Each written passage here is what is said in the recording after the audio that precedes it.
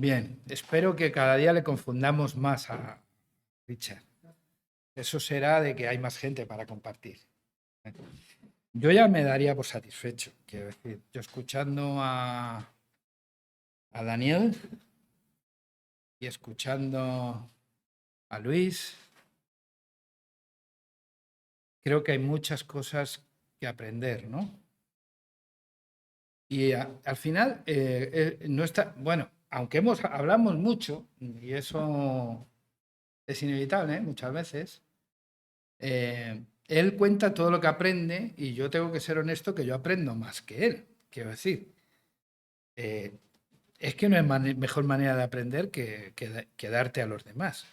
De gracia recibiste, de gracia das. Y cuando tú tienes esa inclinación a dar, aprendes, porque recibes. Yo con Dani aprendo muchísimo. Y sobre todo, él me está permitiendo ser testigo de una transformación, de un milagro. Y eso es, porque lo más asombroso de todo eso, de todo lo que cuenta, es que es el asombro que le produce lo que está viviendo. Que no lo ha dicho, dice, yo es que esto no lo busco, es que no sale de mí. Y claro, del Dani del primer café delante al lado de Hacienda, que ya está bien quedar ahí, fue por mí. Al Dani de ahora hay un cambio enorme, ¿no? Sobre todo eso, ¿no? El hecho de saber discernir que lo que está pasando tiene un responsable y ese responsable no es él. Porque como dice la Biblia, por mucho que uno se esfuerce, por mucho que el etíope se esfuerce por cambiar el color de su piel, es muy imposible. No podemos añadir a nuestra estatura un codo. Hay cosas que se escapan de nuestro control y mira que somos todos enfermos del control de nuestras vidas. Por eso Jesús, el único requerimiento que hace en la Escritura, que tiene sus implicaciones morales y sus implicaciones éticas, es niégate a ti mismo. Y eso se lo dice a todos y a cada uno de nosotros. Renunciar al control de nuestra vida es algo que cuesta muchísimo, inclusive dentro de la Iglesia. Es algo que nos cuesta mucho. Lanzarnos confiadamente a los brazos de aquel que ha demostrado amarnos, pero que no le vemos, y ahora hablaré un poquito de eso, es complicado, no es fácil. Por eso hay algo que me hace bien y es que su asombro contagia a mí. Y yo me asombro de ver cómo Dios obra en la vida de Dani. Así que es un privilegio poder. Él piensa que es un pesado, pero para mí es verdad que no siempre es oportuno. Quiere decir que a veces llama y estoy liado. Pero como cuando yo le llamo a él y él está liado. O sea, eso suele pasar cuando estás trabajando. Bendito trabajo el que Dios nos da. Pero quitado esos momentos en los que nos vamos uno tras del otro, disfrutamos mucho y ojalá pudiese disfrutar de más cosas con más gente. Me gusta la gente y creo que eso es lo que... ¿Sabéis? Yo le decía esta mañana a mi mujer, digo, ser pastor no es tener una posición, es simplemente tener una pasión. Y yo no sé la poca dignidad que a veces tenemos las iglesias de ceder toda la responsabilidad a alguien que tiene pasión por ser pastor, que es pasión por la gente al final. Y algunos confunden pasión por el control,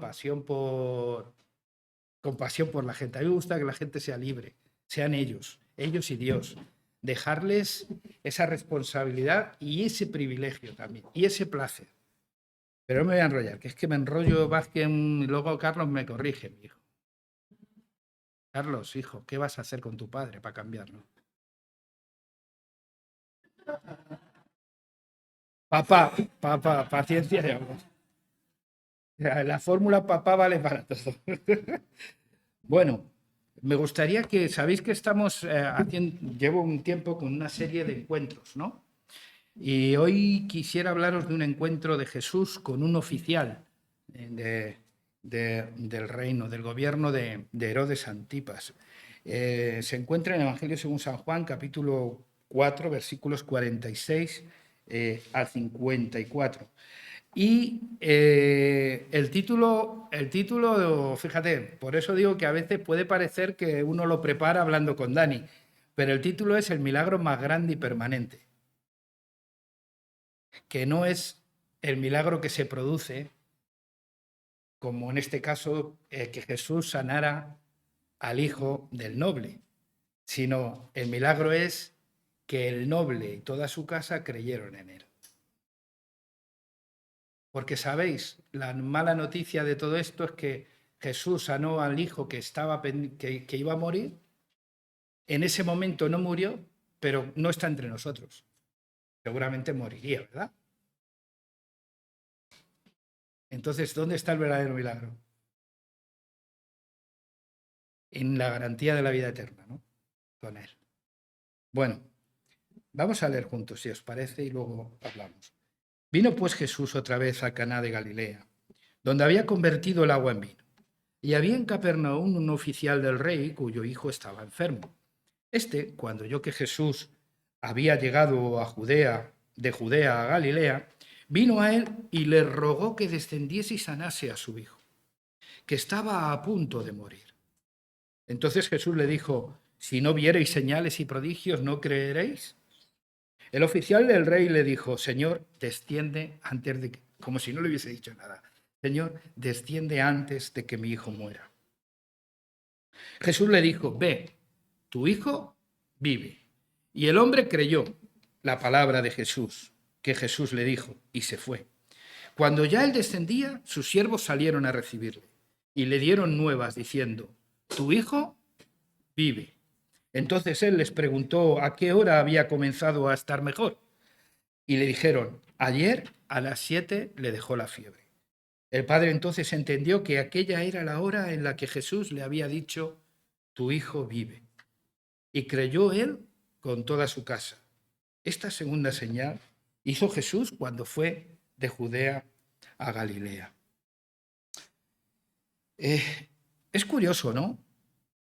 Es bueno recordar, porque así el relato bíblico así lo considera, recordar que Caná de Galilea es el lugar donde Jesús hizo aquel milagro primero de convertir el agua en vino. Hoy la habrían echado de la iglesia seguramente por hacer eso. En aquel entonces, vamos a ver, hoy, ¿qué haces por qué te esfuerzas para que continúe la fiesta? ¿No? Al final era una ceremonia. Jesús no solo fue a la ceremonia, que hoy habrían puesto en cuestión si realmente había venido a salvar lo que se había perdido o se había venido a cumplir su misión, que es eso de irse de boda. Hay que ir al culto. Bueno, hemos vivido episodios dramáticos de cómo la gente quiere irrumpir en la vida de los demás, forzando a que Jesús ocupe un lugar en la vida del otro sin que Jesús ocupe ese lugar en tu propia vida. No hay mayor mensaje que el ejemplo. Y no hay mejor legado para un hijo o una hija que dejarles un buen ejemplo. Las palabras se las lleva el viento y los discursos también. Entonces, pero es curioso porque aquel episodio fue el primer milagro que Jesús hizo en aquella tierra. Y ahora nos enfrentamos a un segundo milagro en el mismo...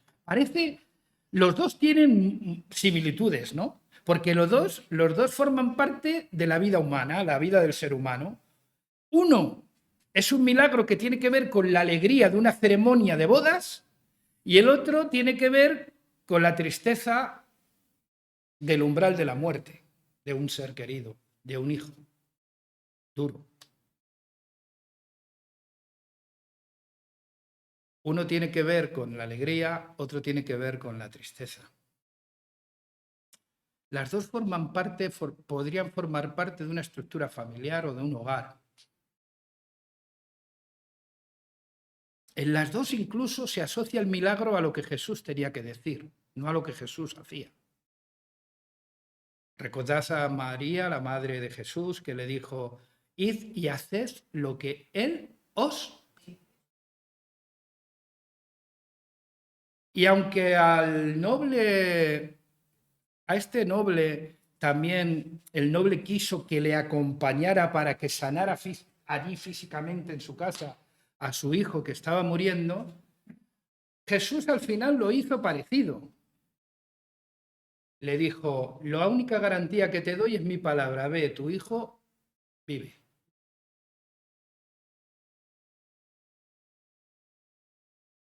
Curiosamente, él se esforzó para que Jesús dejase todo lo que tenía que hacer, se fuese y se desplazase a su casa, allí hiciese la ceremonia que quisiese hacer y que sanara a su hijo. Sin embargo, Jesús le reprocha primero, ¿qué pasa? ¿Que si no veis señales y milagros no creeréis? Cuidado con la milagritis aguda profunda. Porque Jesús primero no sanó a todos los enfermos de su tiempo, ¿vale? Así que tratar de programar la sanidad de otro en algún momento de su vida porque tú te sientes como la espuma, tienes muchos riesgos. Y yo no digo que Dios hoy no haga milagros. Yo creo que Dios hace milagros, pero los hace cuando le da la gana, con quien le da la gana y con todo aquello que cumple con su propósito. Jesús siempre habló de los milagros como señales, señales que apuntaban a él mismo o a algo que tenía que ver con lo que él había venido a hacer.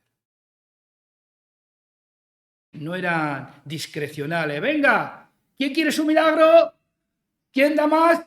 Porque claro, siempre algunos, ¿quién quiere su milagro? ¿Quién da más? Siempre asocian el milagro a la fe que se expresa en sembrar. Y algunos piden que se siembren dólares o euros. Y lo único que se siembra son semillas, ¿vale? Así que a esos agricultores les diría que se dejaran del mundo financiero y no lo corrompieran. Y no corrompieran la agricultura. Pero es así. Por desgracia, es así. Jesús sanó a este hombre y nos quiere enseñar con este milagro.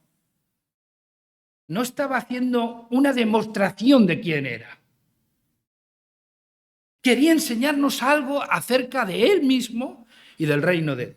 Y eso es lo que quiero que nos fijemos. Yo no sé si habéis visto la película de John Q, de Denzel Washington. Como veis, mi inglés es muy de aquí. ¿La habéis visto? Es una película en la que un padre es un hombre de color. Bueno, sí, porque además el actor es de color. No de color, es negro. Quiero decir, que hay muchas formas de... Claro, porque a veces les ofendes a alguien cuando empiezas a hablar de color y te dicen, ¿de qué color? Negro. Entonces, y es curioso porque en el fondo es una denuncia al sistema sanitario norteamericano, ¿no? De cómo, bueno, ellos son una familia normal, joven, que están pagando su casa, están haciendo su vida y su hijo, el único hijo que tienen, que enferma, tiene una enfermedad coronaria. Y entonces llega un momento que tiene una crisis y que tiene que ingresar y a partir de ahí se desencadena todo un drama absoluto de ver lo que es capaz un padre de hacer por que viva su hijo. Lo lleva a tal extremo que incluso casi al final de la película él intenta suicidarse para que puedan...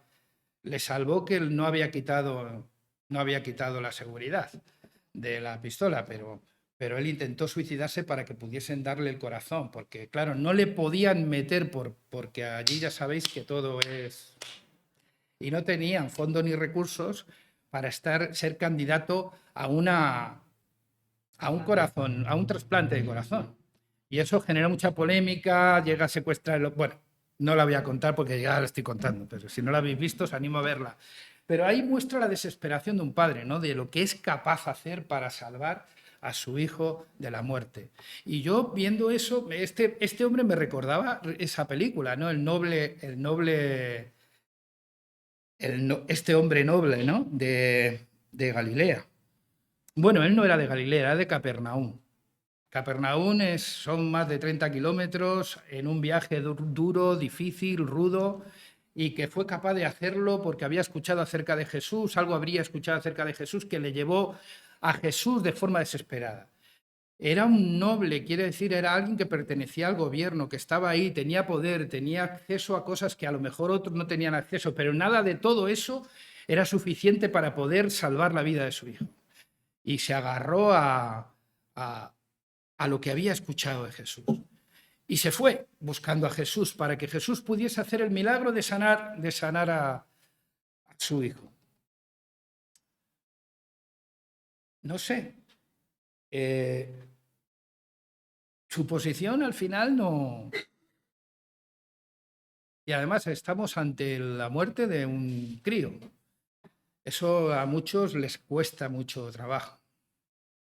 El hijo Job, que es un experto en sufrimiento, escribió muchas cosas. El hijo del hombre corto de días y hastiado de sinsabores. Así definía la vida del ser humano en la tierra. Habíamos nacido para la aflicción. Hay quien se cree que el paraíso está aquí, ¿no? Y la realidad es que aquí hay más sinsabores que otra cosa. Y es bueno tener claro que la vida es dura, difícil. La Biblia la describe como corta, breve, efímera, frágil. Y bueno, ¿qué es la vida del hombre? Decías, como la flor de la hierba, que sale el sol y desaparece. Es decir, nos creemos que somos Conan el bárbaro, pero la realidad es que nuestra vida es frágil, es débil, somos vulnerables, la vida es corta, mucho más corta de la que nosotros nos gustaría, no tenemos ningún control sobre ella. Ninguno. Parece que sí, pero no. Nos creemos dueños de ella, pero al final... Y pensamos que, bueno, que al adquirir posición, riquezas, tener éxito en la sociedad, eso va a garantizarnos ¿qué? Bueno, pues eso no garantizó la pervivencia de la criatura. Así que nos encontramos en un contexto que no fue así en el principio, pero que sí después de la caída del ser humano, del hombre y de la mujer, se manifiesta la enfermedad y la muerte y el dolor. Yo sé que esas cosas las llevamos muy mal.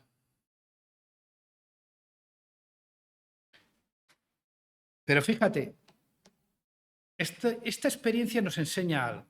Primero, que todo milagro comienza con un problema, ¿sí o no?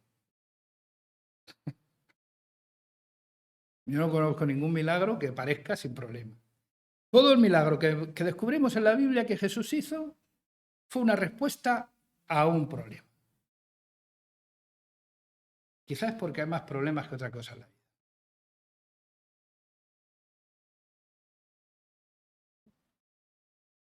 Todo problema es una oportunidad. Primero nos constituyen candidatos al milagro, ¿no? Y segundo, es una oportunidad. ¿Y por qué no? ¿Por qué no? Fíjate que que fue a Jesús para que Jesús sanara, y vamos a ver la evolución de su fe, ¿vale? Que fue a Jesús para que Jesús sanara a su hijo, al final llegó a creer en él y toda su casa. Celebraron no solo el milagro de la sanidad del hijo y la recuperación, sino también el milagro de la vida eterna, de haber conocido, de haber creído y confiado en la palabra de Jesús.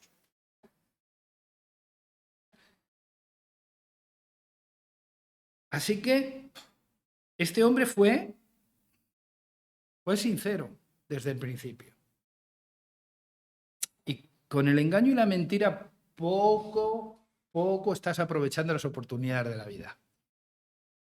El milagro, como os he dicho, todo milagro comienza en un problema y todo problema puede presentar una oportunidad. Pero para ello hemos de ser sinceros. Fíjate, el padre fue sincero.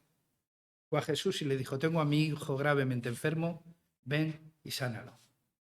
Jesús le reprocha la incredulidad de los galileos, que en versículos anteriores acababa Jesús de decir, ningún profeta tiene honra en su propia tierra. ¿Qué pasa? ¿Que si no ves prodigios y señales no creeréis? El R sigue diciendo, ven y sana a mi hijo. No contesta al reproche de Jesús. Él estaba concentrado en lo que había venido a hacer. E insiste. Así que sinceridad e insistencia forman parte de esa oportunidad. ¿Sabéis otra cosa? Igual que los milagros, que todo milagro comienza con un problema y que todo problema pues presenta una oportunidad, cada oportunidad exige una decisión. ¿Sí o no? Aquí el padre tenía una decisión. Oye, ¿y sabéis lo que más nos angustia en la vida? A todos. Tomar decisiones. Por eso somos presa fácil para los manipuladores. Porque no queremos vivir la angustia de tener que decidir.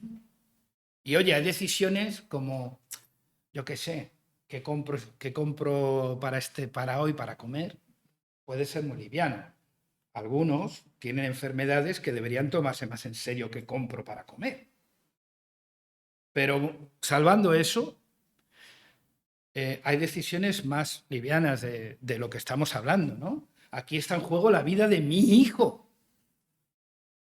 Y tengo que decidir entre aguantar, coger a Jesús y llevármelo físicamente a rastras para que venga a ver a mi hijo, o creer en lo que él me ha dicho y irme sin ver nada.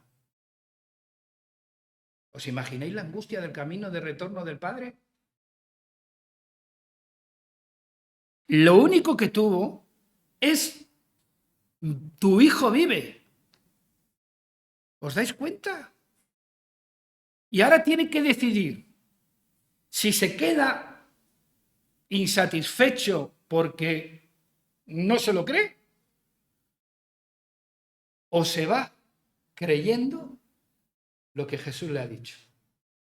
De verdad que es una angustia. ¿Tú te imaginas a este padre el camino de retorno a casa? La angustia de tener que decidir. Por eso a veces es fácil que otros decidan por nosotros, pero eso es castrar nuestra propia voluntad. Es traicionar nuestra propia naturaleza, nuestra semejanza de Dios. Por eso no creo yo en la manipulación y en el control de la gente, ni en liderar. Eso de liderar, ¿dónde está en la Biblia? Es que es algo es un hilo tan fino entre liderar y terminar diciéndole a la gente lo que tiene que hacer o no tiene que hacer. Y es tan fácil, oye, es tan fácil equivocarnos. ¿Sabéis de quién menos me fío yo de aquí? De mí. Y vosotros venga a confiar en mí. No sabéis lo que hacéis.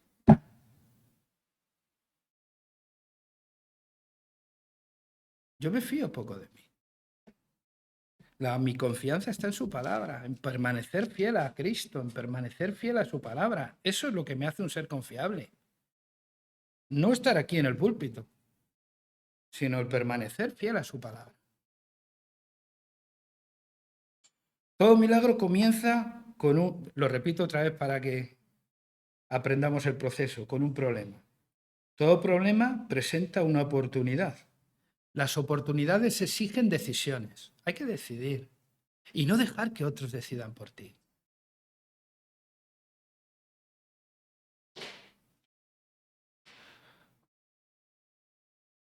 Dejar que otros decidan por ti es hacerle la vida más difícil al otro y anularte a ti mismo.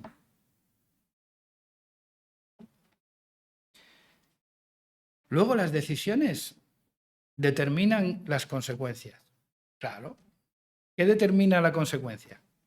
La decisión. Yo tengo la libertad de decidir si respeto las señales de tráfico o si creo que son un símbolo de decoración de las carreteras. ¿Sí o no?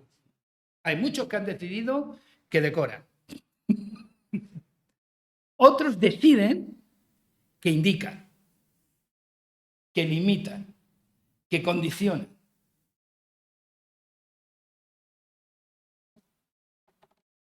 Las consecuencias tienen que ver con nuestras decisiones. Y decidir trae consecuencias, determina consecuencias. Por eso nos da miedo decidir. ¿Tú te imaginas que no hubiese pasado nada? ¿Te imaginas que después de decirle a Jesús ya te tienes que poner en una especulación total, ¿vale? Esto no es palabra de Dios, es una especulación. ¿Te imaginas que no se hubiese producido ningún milagro? ¿Con qué jeta se presenta este hombre allí? Y trata de explicar a su mujer y a su familia, a la que seguramente habría ilusionado para aparcar todo lo que tenía que hacer para ir a buscar el remedio para su hijo, y no ha pasado nada. No, es que me dijo que mi hijo vivía. ¿Cómo suena? ¿Cómo suena? Como sonamos muchas veces nosotros, ¿verdad? Algo que se escapa de cualquier procedimiento lógico. Pero las decisiones determinan las consecuencias. Él creyó en la palabra de Jesús y no hizo falta llegar a casa. Salieron a su encuentro los criados para decirle, tu hijo vive. El mismo mensaje que le había dicho Jesús sin ver. Ahora podía comprobarlo en boca de un criado. Fíjate tú, no eran predicadores ni profetas que juegan a la adivinación. Eran sus criados.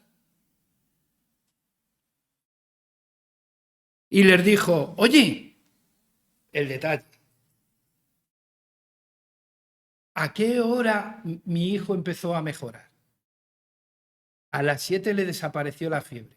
Y él entendió que ese fue el mismo instante en el que Jesús le dijo, tu hijo vive. Antes de decir, tu hijo vive, Jesús, primero dijo Jesús, tu hijo vive, y esa misma frase es lo que dijeron los criados. Por eso yo a veces me fío más de un criado que se ciña a lo que Jesús dice, que de cualquier Illuminati que dice en nombre de Dios cualquier cosa que se le ocurre. Señores, hay que tener cuidado con qué escuchamos y hay que siempre medir, tener una mente crítica. Hay que escuchar con mente crítica. Escuchar si lo que se está diciendo tiene que ver con la escritura o es una invención de un especulador. Hay que tener oídos para oír, como dijo Jesús. Las decisiones determinan las consecuencias. ¿Cuáles fueron las consecuencias? Que Jesús no era ningún impostor y que Jesús hizo el milagro de sanar a su hijo. Y el punto final es que hay consecuencias que cambian vidas. Y ese es el gran milagro. Porque que Jesús cumpliera su palabra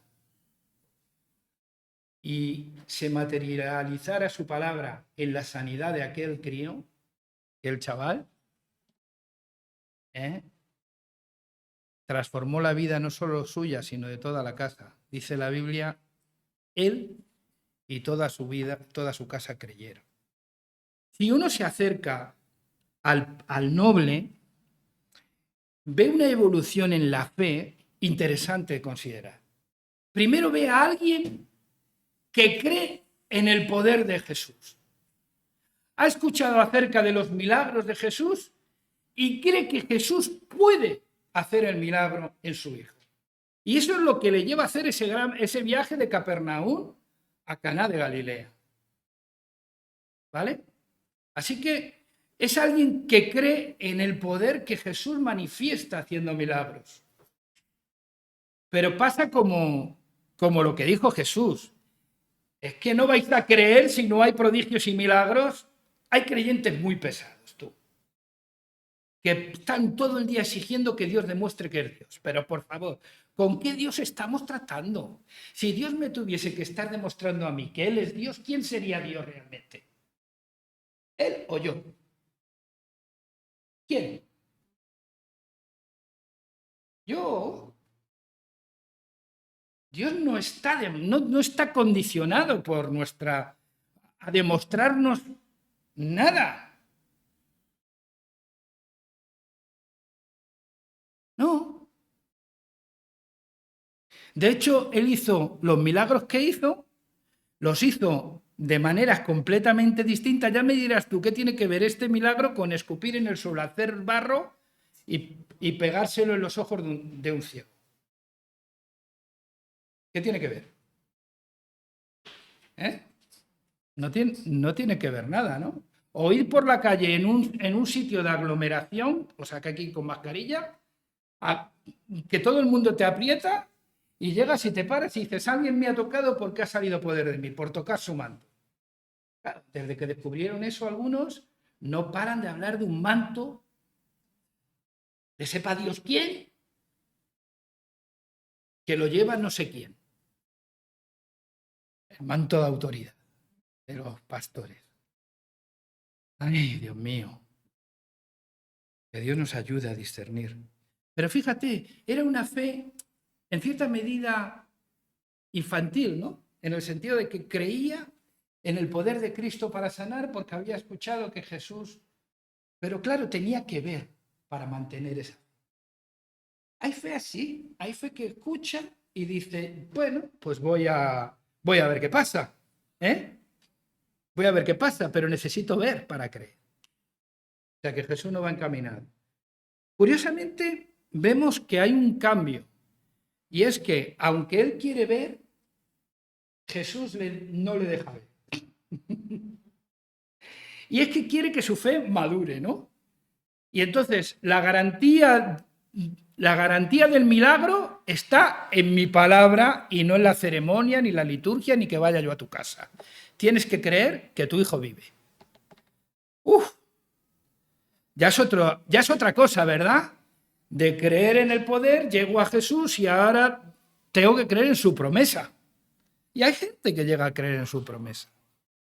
Pero hay una evolución en esa fe que llega un momento que cuando los criados le dicen tu hijo vive y le recuerda el mensaje que le había dicho Jesús, él empieza a pensar en la persona de Jesús. Y se da cuenta a qué hora ocurrió el milagro, a qué hora se produjo la mejoría de la criatura. A las 7 desapareció la fiebre. Y dice la Biblia que entonces creyó. Y ese creyó él y toda su casa. Ya no era solo en la promesa, ya no solo era en el poder de Cristo, sino ya era en la persona de Cristo. Cristo es un ser confiable. Y eso es lo que muchos hemos experimentado. Quizás hemos venido a la iglesia creyendo en el poder, porque hemos tenido un problema, que porque existen problemas, existen los milagros, y hemos querido hacer de ese problema una oportunidad. Y hemos venido con sinceridad, Señor, queremos que te manifiestes en esto, ¿no? Aún así, aún siendo testigos de milagros, hay gente que vive todavía en ese infantilismo de que Dios tiene que estar constantemente demostrando que es Dios. Y lo peor de todo es que cuando no se produce el milagro ya no lo inventamos. Ya cae oro de polvo, ya empiezan a pasar cosas en las iglesias que yo no le encuentro ninguna lógica de por qué Dios puede hacer eso. Y yo creo en los milagros. Lo que no creo es en la manipulación. No quiero la manipulación. Y porque Jesús nunca utilizó el milagro para que la gente creyera realmente. De hecho, fíjate, él lo reprocha, ese modelo de fe. ¿Es que vais a tener que estar viendo prodigios y milagros para creer constantemente? La fe madura es la que termina creyendo en Jesús por quien es, por quien dice ser. y por hacer lo que ha hecho por nosotros. Y entonces, la fe en Cristo nos da la vida, y la vida eterna. De tal manera amó Dios al mundo que dio a su Hijo para que todo aquel que en él cree no se pierda y tenga vida eterna. Para mí ese es el milagro más importante de la vida. El milagro más importante de la vida es el de la transformación de vida. Porque Dios puede sanarte hoy de una enfermedad, sí, pero ¿quién te garantiza que no vas a coger otra? ¿Sí? Dios te puede dar hoy un trabajo, sí, pero ¿quién te garantiza que no estés lamentando ese trabajo del que has dado testimonio, que te lo ha dado Dios, y llegamos a pensar que no sabemos si te lo ha dado Dios o el diablo porque te hace un infeliz o una infeliz? Dios puede hacer cosas maravillosas en nuestra vida que generalmente las asociamos al bienestar material. Pero el verdadero milagro es el bienestar espiritual. El que bebe de mi agua no tendrá sed jamás, sino que de su interior brotará una fuente de agua. Ese es el Evangelio que lo cambia absolutamente todo. La fe en Cristo lo cambia todo. Por eso dice que no solo creyó él, sino también toda su casa. Porque la verdadera fe en Jesús lo cambia absolutamente todo. En nuestro hogar, en nuestra vida, en la iglesia, en la comunidad. Amén. ¿Veis todo lo que tiene que hacer un milagro? El milagro responde simplemente a algo que Dios quiere enseñarnos acerca del reino. Y en el milagro del Hijo del Noble hoy podemos ver que todo milagro comienza con un problema. ¿Tienes problemas? ¿Cuántos tienen problemas aquí? De distinta índole. Somos candidatos a un milagro. Comienza con un problema. Y ese problema puede ser una oportunidad. ¿De acuerdo? Y esa oportunidad demanda de nosotros que decidamos. Que decidamos. Nuestra decisión siempre va a traer una consecuencia. Y hay consecuencias que cambian vida. Ese es el apunte de este milagro. Su condición, su posición, su riqueza, su cercanía al gobierno, que a veces esa es la forma en que quieren los evangélicos relacionarse con los gobiernos para bienestar de la vida, que nos vaya bien. No queremos dejar de ser ese pueblo pequeño, tú muy feliz, y nos convertimos en un pueblo inquisitorial que quiere imponer reglas, normas, morales. Mal rollete, por ahí no es el camino. Jesús nos amó, amén, y eso revolucionó nuestra vida. Y ya no creemos solo en su poder, porque hemos visto que Él hace milagros, creemos en su promesa, porque su palabra se cumple, y además, sobre todo, creemos en Él, porque Él es la vida. Amén. Vamos a dar gracias a Dios por su palabra.